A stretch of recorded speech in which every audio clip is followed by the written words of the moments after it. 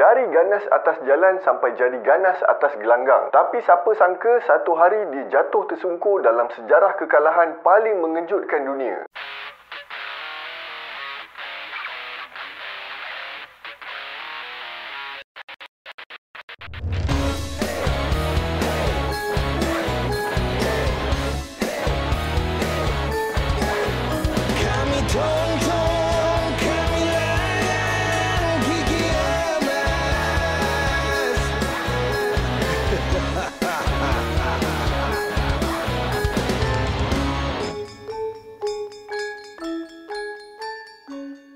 Assalamualaikum dan salam Melaka bersejarah. Alhamdulillah kita dipanjangkan umur untuk berjumpa lagi dalam video hari ini. Di atas permintaan penonton yang aku baca dekat komen, ini hari aku nak kongsikan riwayat hidup secara ringkas tentang seorang figura yang popular dalam sukan tinju iaitu Mike Tyson. Michael Gerard Tyson, digelar juga sebagai Iron Mike, Kid Dynamite dan The Baddest Man on the Planet, dilahirkan pada 30 Jun 1966 dekat Brownsville, Brooklyn, New York. Brownsville ni kira kawasan miskin dan terkenal sebagai kawasan yang tinggi kadar jenayah dia. Mike ni dari kecil memang dah dibelenggu dengan masalah keluarga. Bapak dia Percell Tyson, tapi ada yang kata bapak dia Jimmy Kirkpatrick dah tinggalkan dia dengan mak dia. Jadi mak dia Lorna Mae Tyson yang besarkan dia seorang-seorang. Family Mike kira level miskin tegau dan diorang memang selalu berpindah gandah. Jadi dari kecil Mike ni dah menunjukkan tanda-tanda emosi yang tak stabil. Mike juga ada masalah untuk belajar dan selalu kena buli sebab dia gagap dan badan dia gemuk masa kecil. Disebabkan tak tahan kena buli, dari kecil lagi Mike dah start bertumbuk dengan orang yang buli dia. Makin lama kehidupan dia jadi makin teruk, padahal dia ni asalnya orang yang berhati lembut. Masa umur 10-11 tahun dia dah join satu street gang yang dikenali sebagai Jolly Stompers. Sepanjang 3-4 tahun dia dalam gang ni, dia dah terlibat dalam pelbagai aktiviti jenayah macam mencuri, meragut, pecah masuk rumah orang dan bergaduh dengan orang. Kau bayangkan, umur belum masuk lagi 13 tahun tapi Mike dah kena tangkap 38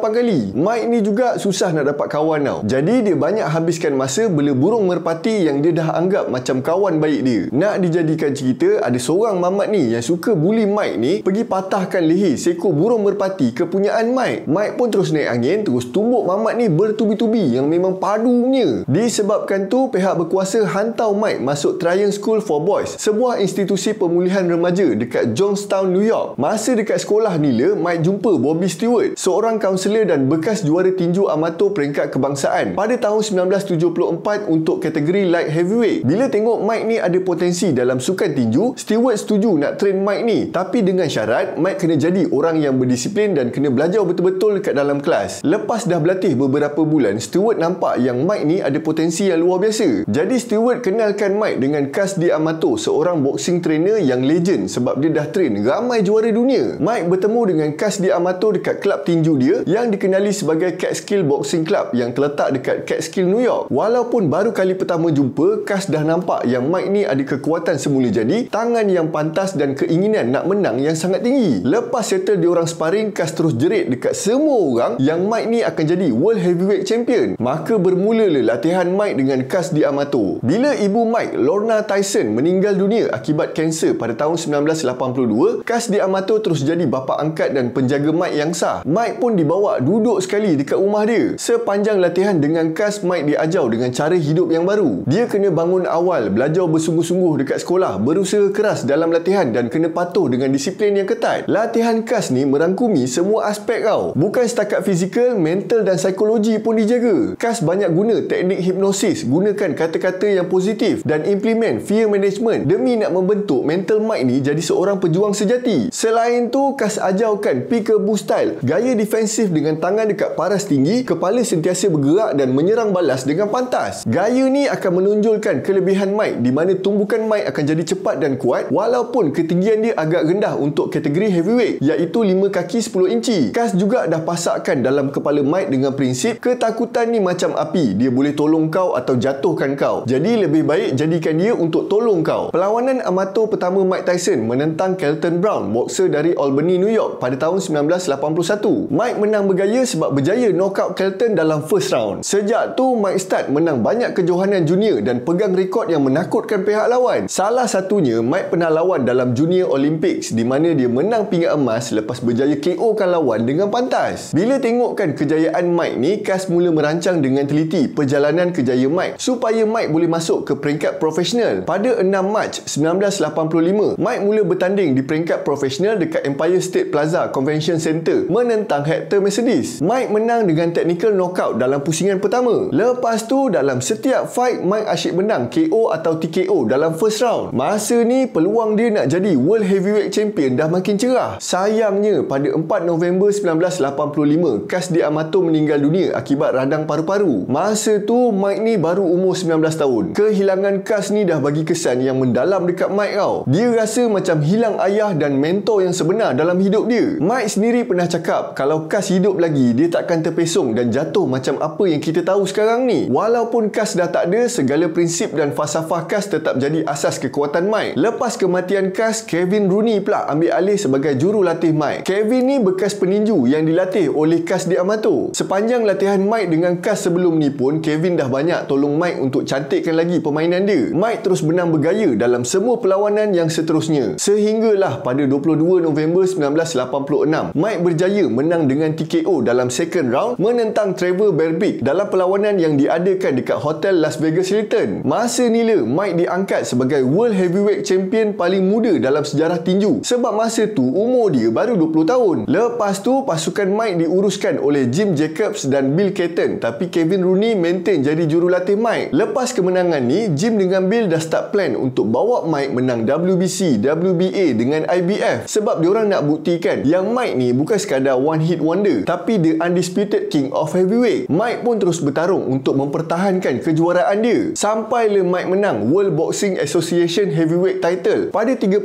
Mei 1987 lepas dia kalahkan Pinklon Thomas dengan TKO pada pusingan ke-6. Pinklon Thomas ni juara WBA yang bertahan agak lama tapi akhirnya tewas di tangan Mike. Jadi tinggal satu je lagi gelaran kejuaraan yang Mike kena dapatkan. Pada 1 Ogos, Mike pun bertarung dengan Tony Tucker dengan mempertaruhkan 2 gelaran yang dia dah pegang. Lepas 12 pusingan, Mike menang dengan keputusan sebulat suara. Maka dengan kemenangan dari International Boxing Federation, Mike diiktiraf sebagai undisputed heavyweight champion masa umur dia 21 tahun. Masa ni Mike terus jadi orang yang kaya dan popular dekat seluruh dunia. Mike mula menikmati kemasyhuran dan perhatian media yang tak pernah berhenti. Mike juga mula digosipkan dengan beberapa selebriti Hollywood termasuk Robin Givens, seorang pelakon yang tengah top pada masa tu. Lama kelamaan Mike mula bercinta dengan Robin dan orang selalu nampak diorang berdua dekat pelbagai acara. Lepas tu Robin dengan mak dia, Ruth Roper, mula nak take over pengurusan Mike dan cuba nak pisahkan Mike dari Jim, Bill dengan Kevin. Benda jadi lagi teruk bila Robin start pindah duduk rumah Mike dekat New Jersey. Masa ni Mike dah mula tunjuk tanda-tanda tekanan mental di mana dia jadi panas baran, kemurungan dan emosi yang tak stabil. Pada 7 Februari 1988, Mike kahwin dengan Robin secara mengejut dan rahsia dekat Chicago. Kawan-kawan Mike pun tak tahu, yang datang pun banyak family Robin je. Inilah permulaan masalah besar dalam hidup Mike di mana masalah mental, pergaduhan suami isteri dan campur tangan orang luar dah mula merosakkan hidup dia. Pada 23 Mac 1988, Jim Jacobs, pengurus Mike, meninggal dunia akibat penyakit leukemia. Mike jadi lagi down teruk tau sebab Jim nila salah seorang yang betul-betul protect Mike dari dipergunakan oleh orang lain. Masa ni Mike mula jadi hilang arah dan emosi jadi tak stabil. Mike dah rasa macam dikawal oleh pasukan lama dia yang menyebabkan hubungan Mike dengan Bill Catton jadi renggang. Masa ni lah munculnya seorang lagi figura dalam hidup Mike iaitu Don King, seorang boxing promoter yang famous. Dia dah manage ramai world champion termasuk Muhammad Ali. Masa ni King cuba main sentimen perkauman untuk pengaruh kepala otak Mike. King cakap kalau duduk dengan dia, Mike boleh hidup bebas, jadi lebih kaya dan hidup lebih mewah. Akhirnya Mike terpengaruh dengan King dan batalkan kontrak dengan Bill Catton. Bila King dah naik, dia pergi pecat Kevin Rooney. Sedangkan Kevin nila yang jaga teknik tinju Mike peekaboo style tadi tu. Disebabkan Kevin dah tak ada, teknik Mike jadi makin lemah, pergerakan pun makin berkurang. Masa ni aku cakap engkau, Mike dikelilingi orang baru yang pentingkan duit dan hiburan semata-mata. Bukan nak tengok Mike berkembang lagi power pun. Gaya hidup Mike pun dah makin liau. Dia dah start beli rumah, beli kereta mewah, haiwan eksotik, buat parti liau. Mike juga dah selalu bergaduh dan terlibat dengan kesalahan undang-undang. Rumah tangga Mike pun dah makin bercelaru sebab diorang ni asyik bergaduh je. Pada Oktober 1988, 2008, Robin Givens failkan cerai. Akhirnya, Mike kena bayar pampasan penceraian yang mahal gila babi, yang menyebabkan emosi dan status kewangan Mike jadi makin teruk. Pada 21 Januari 1989, Mike bertarung dengan Frank Bruno. Walaupun dia menang, tapi dah mula nampak yang skill dia dah makin merosot. Lifestyle Mike pun dah makin teruk sebab asyik bergaduh, kuat mabuk, terlibat dengan dadah dan ada masalah pengurusan kewangan. Don King ni langsung tak peduli pun Mike nak jadi apa. Yang penting Mike boleh teruskan perlawanan dan buat duit untuk dia. Masa ni Mike dah makin kurang buat latihan. Pada 11 Februari 1990, Mike fight dengan James Buster Douglas dekat Tokyo, Jepun. Masa tu aku cakap engkau, Mike ni tak cukup latihan dan dalam keadaan tak bersedia. Lepas tu, dia siap pandang rendah pula dekat lawan dia. James ni pula, masa tu baru kehilangan mak. Jadi, motivasi dan semangat dia tengah membuak-buak lah. Akhirnya, masa pusingan ke-10, Mike kalah buat kali pertama lepas kena KO dengan James. Mike masa tu terkejut, malu dan kecewa gila. Cuma bagusnya dak Mike ni, dia tak ada salahkan orang lain lah atas kekalahan dia. Lepas balik US, dia langsung tak ada jumpa media sebab dia tak nak kena interview. Sebab masa tu satu dunia punya media dah bagi kau-kau punya dekat Mike. Diorang lebih puji keberanian dan teknik James Douglas. Don King cuba failkan bantahan rasmi sebab dia cakap Mike patutnya menang atas sebab-sebab teknikal. Sayangnya semua badan tinju dunia menolak bantahan tu dan mengesahkan yang James Douglas sebagai world champion yang baru. Lepas daripada kejadian ni, Mike mula hilang keyakinan diri dan moral untuk meneruskan kejayaan dia. Dia pun dah hilang banyak sponsor besar sebab imej dia yang takkan kalah tu dah musnah. Aku baru perasan punya lama aku bercerita baru sampai sini Dah, aku sambung cerita dalam next video lah. Kalau ada sebarang pendapat, pandangan nak tambah atau nak betulkan fakta aku, korang boleh tulis dekat ruangan komen. Minta maaf anda kata aku ada terkasar bahasa atau tersalah fakta. Terima kasih semua, kita jumpa dalam next video. Assalamualaikum dan salam Melaka bersejarah.